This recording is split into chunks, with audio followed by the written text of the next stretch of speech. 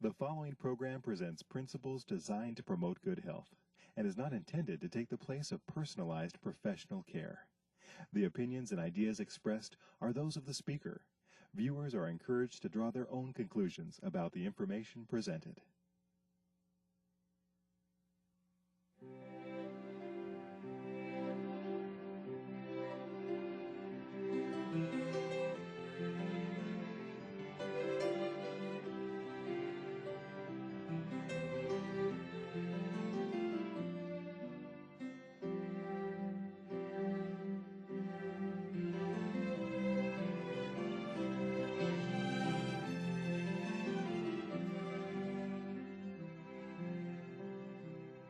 Hello and welcome to Health for a Lifetime. I'm your host, Don McIntosh. We're glad you joined us today. We're going to talk about the skin today. And we have a specialist who deals with skin every day. He's a dermatologist. Derm means skin. And ologist, of course, the study of the skin. And Dr. John Chung comes to us from Dalton, Georgia, where he's practiced in dermatology for about 10 years. You have a large practice there that deals not just with the common problems of children and adult skin problems, but also more complicated things like skin cancer and surgery, plastic surgery. Is that there? All these different kind of things? I do some of that too. All yes. that together. And so you're probably a pretty busy man there. Do you have other physicians that work with you there? Yes, I do. Do you know Dr. Phil Mills? I know Dr. Phil Mills. Yes. Yes. No, that's your friend. Yes, he's taking... He's my friend too. He's your friend too, good. Well, today we're going to talk about some common things that afflict adults and their skin. First of all, why is the skin important? I mean, it helps homeostasis of your body, basically. Keeps it balanced, so it keeps your temperature not too hot, not too cold. That's absolutely right. It controls your temperature and also helps pathogens from coming into your body, as well as it helps you from the sun exposure, the ultraviolet rays. The body has a mechanism to deal with harmful rays. It also helps you lose prevention of the loss of water from you as a barrier. Isn't that what also helps you get vitamin D, what you need to live? Absolutely. So the skin is really important. It's also important in all of our relationships. We shake hands, we give each other a kiss, all those different things. That's Without correct. Skin, that would not be fun. That's right. Okay, some of these skin problems I don't pronounce every day as a pastor. I don't get up and preach a sermon on acne, although maybe I should. But we're going to talk about several, and you're going to have to help me with some of these. Rosacea. Rosacea is the first thing. Then, what is it? Perioral dermatitis, psoriasis. If we get time, what are some of the other ones here we have down that we might talk about? Well, different like funguses and something called like seborrheic dermatitis. Okay, so if we get time, but we're going to work down through these, and let's go back to that first one. You're going to have to say it for me again. It's called rosacea. That means rosacea, like a rose. That means like rose, exactly. Like, so you look like a redhead. I mean, not in terms of your hair, but a red face. Right. Okay, like rose. That's what it means. Okay, so what is this? How does it start? What causes it? And all that. It's a chronic, like acne-like disorder, but it's not related to acne. And it has papules, pustules, and dilated blood vessels. And there's something called rhinophyma, which is, you've seen W.C. Fields with large lobulated nose. Okay, all those little, right, that's called rhinophyma, and that's a result of rosacea. Okay, so what causes it? We don't know. It just happens. Is it genetic? We don't know what causes it at all. It may or may not be genetic because we don't know the cause. But the onset is between 30 and 70, and it's slightly more common in females. Mostly occurs in Caucasian. But the rhinophyma occurs almost exclusively in men. Thankfully, I mean the females are all side released there. Okay, so 30 to 70 years old, that's the onset. And you don't know the cause. Well, we don't know the cause, but there are certain things that make it worse. Such as? Like change in weather, spicy foods, hot foods, temperature hot foods, certain medications, and alcohol. And also the sun. So a lot of people that drink alcohol, you'll see they have that really red face, and that's what this is. Exactly.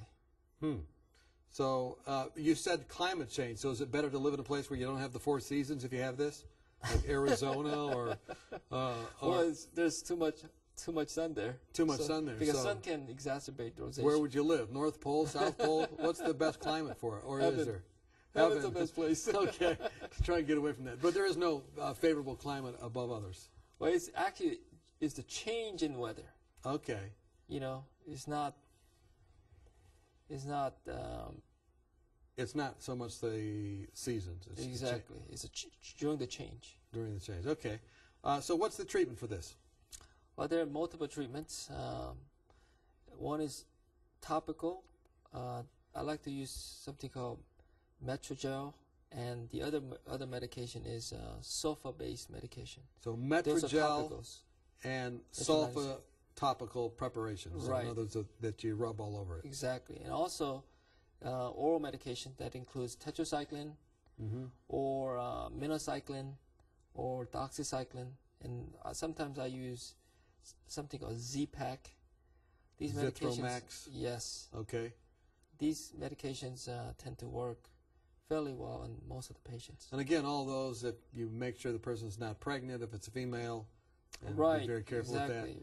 And then what about All tetracycline with a little kid? This is not a little kid thing, but does that mess up your teeth somehow? Yeah, it can stain the teeth. So What age is that? I would not use. You know, they say age 8, but I don't like to use anybody below age 12. Because they still have teeth coming in and whatnot. Yeah, but you know, the literature say, and also I talked to a dentist who says it's okay to give anybody above age 8. Okay. But I would just wait. Because if until your 12. wisdom teeth are stained and they're in the back, who cares, right? You're still wise. Okay, but that's still a good rule of thumb. Someone watching say, look, watch before age 8 for sure as well. Is that all we need to say about this one? Yes, and also severe rosacea can also be treated with Accutane, just like severe acne. Accutane, that's that thing that dries out all of the glands that have the oil there that are causing the problem with that cap that's not going off, and just kind of dries it out, right? Right. Okay, good. I'm trying to remember, from what we've learned. Okay, let's go on to perioral dermatitis. Is that around your mouth? Yes. Okay. Peri means around. Dermatitis means skin that's inflamed. The inflammation of the skin. Okay. Perioral dermatitis is it's like acne-like eruption. It's micropapules and micropustules around the mouth, and usually occurs in young females, and usually spares the vermilion borders right there between the lip and the lip proper and the chin. It usually spares that area. So it doesn't get right on the lip, but it's just right below it. Exactly. And also you can have a variant of it called periorbital dermatitis, which is around the eyes. But you treat it the same way. I mean, imagine these things, they're easy to talk about, but I mean, if someone gets that and they're a young girl, man, they come in and they're, they're just probably feeling embarrassed, distressed. They don't want to go to school. They don't want to do anything. Wearing a hat probably or something. No, I'm serious. In the emergency room, I had people come in with a ski mask on. They didn't want anybody to see it. Yeah, you feel bad for them. Right. And so what do you do what causes it, first of all? Do you know? We don't know. You don't know. God knows. You keep saying that. Okay, so what do you do for it? At least if we don't know what it causes. We know the treatment. Very effective. Okay, what's the treatment? It's topical erythromycin. Okay. Or sometimes Metrogel, and oral like tetracycline or minocycline or doxycycline. Okay. And they tend to be very effective. All right. And how long do you have to take those kind of things? Use it for several weeks. And then it just goes away? Yes. Goes away. And what I find interesting about this is that when it goes away, it kind of stays away. Interesting. Now look, all of these different things that can happen with the skin. Is this a reflection of an underlying maybe immune system problem? Perhaps hormonal. Do you ever do tests to figure out what that is? You look, of course, at their white count and all that. the white blood cells in their system when they come in? Not for this Not for particular this kind of condition. stuff. No, but there are skin conditions where you have to, like, for example, acne fulminans, you need to get the blood work. Right. So when To there's make that sure. fulminating type of acne. Right, Okay. exactly. All right. Psoriasis. Right. Okay. Well, what is it? okay. What causes it? What do we do for it? Well, psoriasis comes from two Latin words. Sore, P-S-O-R, means itchy. Okay. Psoriasis means condition. Okay. It means itchy condition. But, usually people with psoriasis, they don't itch. So it doesn't itch, but they call it the itchy condition. Right, it's more of it's a misnomer. Although there are a significant number of patients who do have itching. Okay. So they call it psoriasis. What's it look like? Is it, I guess, probably, flaked up skin? Right. It has salmon-colored base with a silvery scale. Okay. The problem with psoriasis, first of all, it affects about 2% of U.S. population. So 5 million folks. About 5 million people. Mhm. And in normal skin, it takes about 53 days. It takes almost exactly 53 days for your top layer of the skin to go from the basal layer to the top layer. So in other words, skin is always sloughing off as it moves up, Right. and that usually takes from the 53 very days. baseline to the very top 53 days. Normally. Normally, but But how in long does it take in But in psoriasis? psoriasis, it only takes 7 days. 7 days. So it turns over 8 times faster. So that's why the skin gets heaped up. Is this dangerous? Not necessarily, but there's a form of psoriasis that can be dangerous. Okay. Now, there are several forms of psoriasis. There's localized, there's generalized, and also there's something called eruptive or guttate psoriasis. Okay. And there is a kind of an emergency type of form All called right. generalized acute pustular psoriasis of von Zumbusch. Wow, I don't which know is- if I could say that. Yeah. But you say it's a pustular type, so there's Exactly. pustules with it. It's a life-threatening condition, and it has abrupt onset. It starts with a burning redness, and you form lakes of pus all over the body. And this could just be, the reason it's life-threatening is probably because all the fluid's leaving. It's kind of like a burn patient. Right, exactly. You treat them just like a burn patient. You have to hospitalize them. Have you ever had a Isolate them. patient like that? No, I haven't. Probably don't want to have Fortunately, one. no, Yeah, right. I haven't. That's one of the rare dermatologic emergencies. Mm-hmm. And there's other form is a localized form of pustular psoriasis called palmoplantar pustulosis, Okay. that you have pus On your palms? on the palms and soles. Mm. Yes, that and doesn't- also there's another kind of almost a life-threatening, it can be, form called erythrodermic type, when your entire body is red. And if you have a poor heart, you can have you can develop a heart failure. So you have to control that. So the heart doesn't have to work that hard to supply the redness to your skin. All right. Are there any other types of psoriasis we want to mention here before we start talking about treatment? Yeah, we didn't. We just briefly mentioned about the eruptive type or guttate psoriasis. Okay. And it has abrupt onset. It's like a rash that comes suddenly, and many times it's preceded by strep throat. Okay. And many times this resolves on its own. Mm-hmm. But some patients go on to have chronic type of psoriasis. Okay, so we've given an overview of the common types of problems, but they also talked about some of the unusual things. We're talking with Dr. John Chung. We're talking about dermatological problems, and when we come back, we're going to look at some treatments. Join us when we come back. Are you confused about the endless stream of new and often contradictory health information? With companies trying to sell new drugs and special interest groups paying for studies that spin the facts, where can you find a common-sense approach to health? One way is to ask for your free copy of Dr. Arnott's 24 Realistic Ways to Improve Your Health. Dr. Timothy Arnott and the Lifestyle Center of America produced this helpful booklet of 24 short, practical health tips based on scientific research and the Bible that will help you live longer, happier, and healthier. For example, did you know that women who drink more water lower the risk of a heart attack? Or that 7 to 8 hours of sleep a night can minimize your risk of ever developing diabetes? Find out how to lower your blood pressure and much more. If you're looking for help, not hype, then this booklet's for you. Just log on to 3abn.org and click on free offers or call us during regular business hours. You'll be glad you did. Welcome back. We're talking with Dr. John Chung. We're talking about psoriasis and dermatological problems.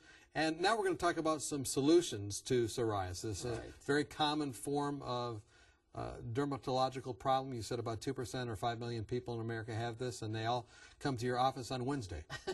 Maybe not on Wednesday, but they come to our Bible study after that. Okay, right. Right. So, you know, by the way, speaking of that, what type of problem do you think Naaman had? I guess it was leprosy. Right. Have you ever seen leprosy? Yes, I have. In your practice in Dalton? Yes. 2 patients. 2 patients. Interesting. Well, that's not what we're talking about, though. Right. So let's go back to psoriasis. How do we treat psoriasis? Well, there are many, many ways to treat psoriasis. And give me the top 10. Well, all right. One of the best things for psoriasis is ultraviolet light. That means sun really helps.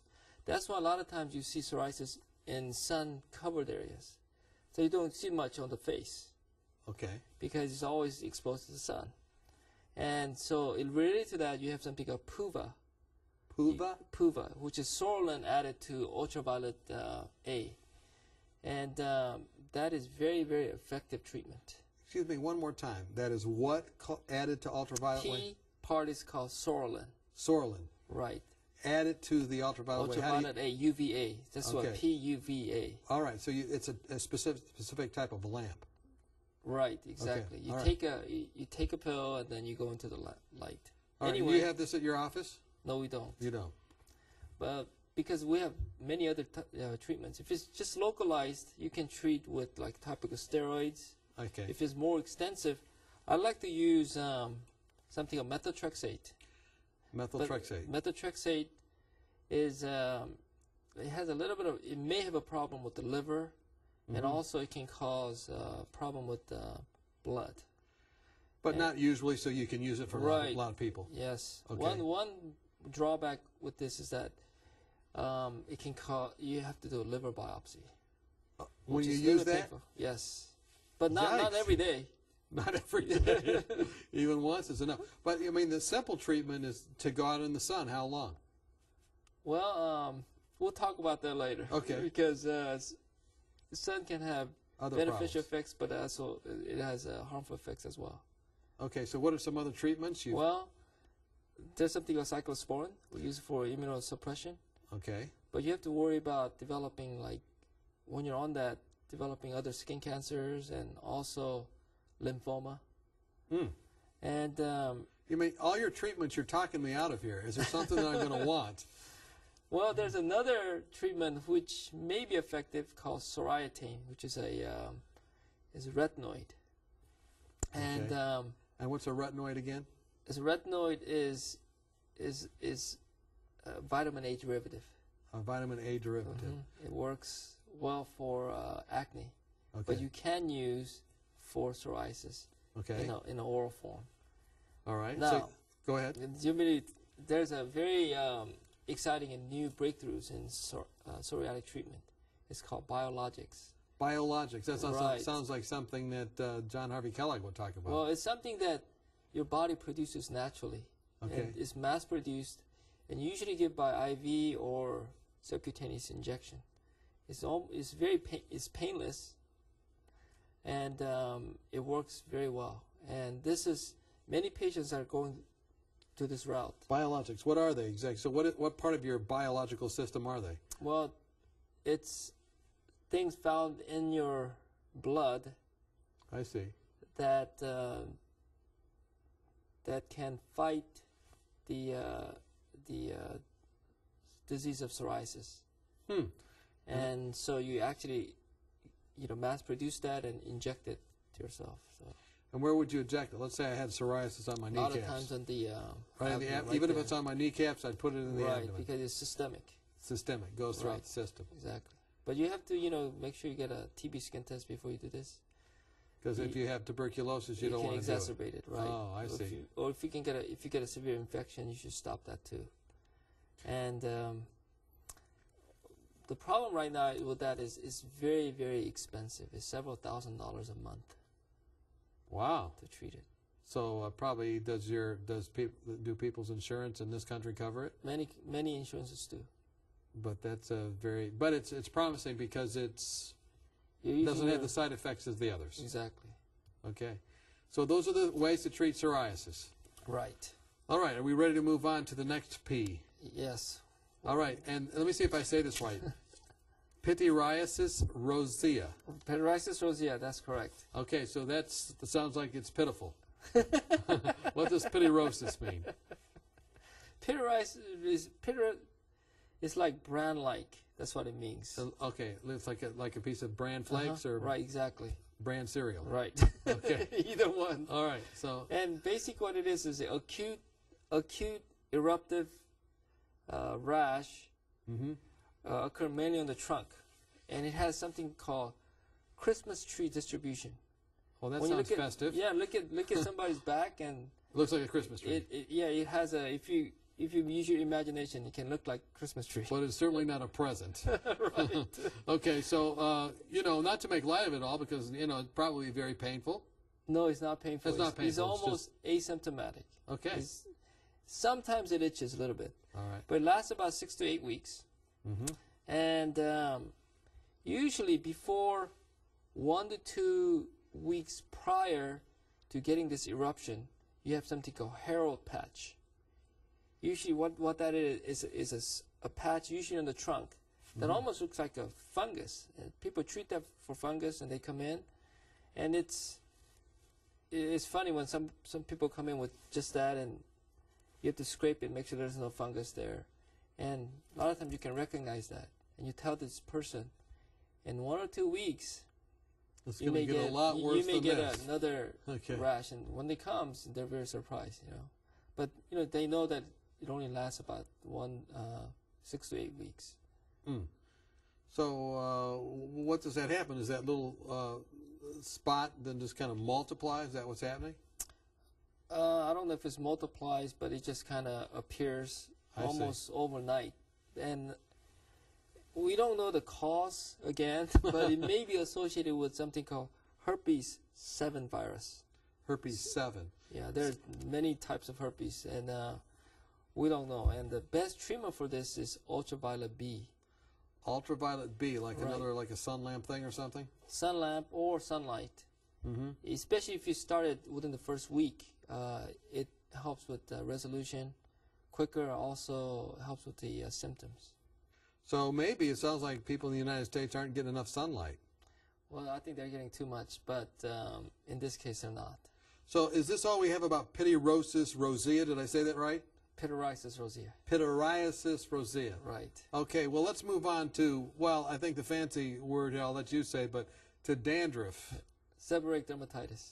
Okay, seborrheic dermatitis. Let's talk about that. We got about 4 minutes. You think we can cover it in 4 minutes? Yes. Let's do it. It is very common, and what it is basically redness and scaling that occurs on the scalp and central part of the face, and pre-sternal area right here, and also the folds. Okay. And you heard of cradle cap? Cradle cap, yeah. When the kids are born with that, yes. Right. And this, they think, is maybe due to a yeast called Pityrosporum ovale.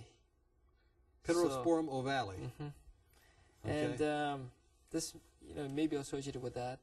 And so you treat a lot of times with antifungal, and it helps. But initial treatment for this is over-the-counter shampoos that you can use, like T-gel or Selsun Blue type, that type of a shampoo that can help with this condition.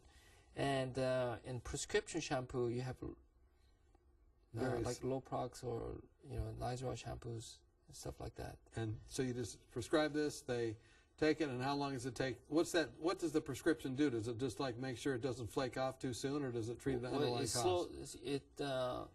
I mean, you can't really treat the underlying cause because its cause is always there. We don't know the cause. I mean, we know the cause, that's the ovale, but it doesn't actually kill it. It keeps on producing, because a lot of people actually carry this on their skin. Mm. And so what are you going to do? I mean, it's there. Right, you can't get rid of it. Exactly. Can't scrub it off. Right. Nothing like that. But when they come into the office for a very quick resolution, we give them topical steroids, and as well as topical antifungal, and some type of a sulfa type of a wash. So you can help rapidly if someone wants to go in and be seen. Okay, the That's next all thing. I can talk about. Yeah. Can we go to the next one? Yes. Okay, let's see it. Tinea versicolor. Tinea versicolor. Tinea versicolor. Is caused by the same organism. And what is it exactly? Tinea versicolor. It's like a little worm? No, it's a rash that you get in humid climates, usually on the trunk, and on the upper part of the arms a lot of times. And it's usually white scales or fawn-colored scales. Fawn-colored. Like the deer fawn. Like those little spots they have. Right, exactly. Okay. And it may also be due to the Pirosporum ovale. Same thing's causing it, but it's now in a different kind of part of your body. Right. And same kind of treatment then? What I like to use is something called Nizoral shampoo. You put on for 5 minutes. 5 minutes, it's gone. That's it. And then I do that for about 3 days. Yeah, and people must come to you and you say, well, that's the problem, and then they say, man, I just went in and just took that long, and you feel almost guilty. You helped them so quickly, don't you? Do you get a little twinge of guilt? That's why I have to give them Revelation seminar during the same time. Okay. Well, actually, it sounds kind of funny, but you do make sort of a spiritual connection with people when you're helping them. Right. And just that little touch, like that song, The Touch of the Master's Hand, and then the following in his footsteps, you have mastered a lot of these diseases, and it's very helpful for people to come see you. Now, the other thing I want to just point out as I listen to you, as I reflect on it, there's a lot of things that we often just put up with that if we just went to get help, they can be taken care of rapidly. Very easily. I had one patient one time had a fungus, wasn't treated for, had a rash on his back part for over 10 years. He was suffering with it. And within 2 weeks, he was completely cured. Wow. I mean, that's a spiritual lesson in itself, isn't it? Many times we just go on, and we should go to the healer, the master healer, and he can just in a moment deal with things that we shouldn't be struggling with. Thanks so much for being with us, and thank you for being with us. We hope you have health that lasts for a lifetime.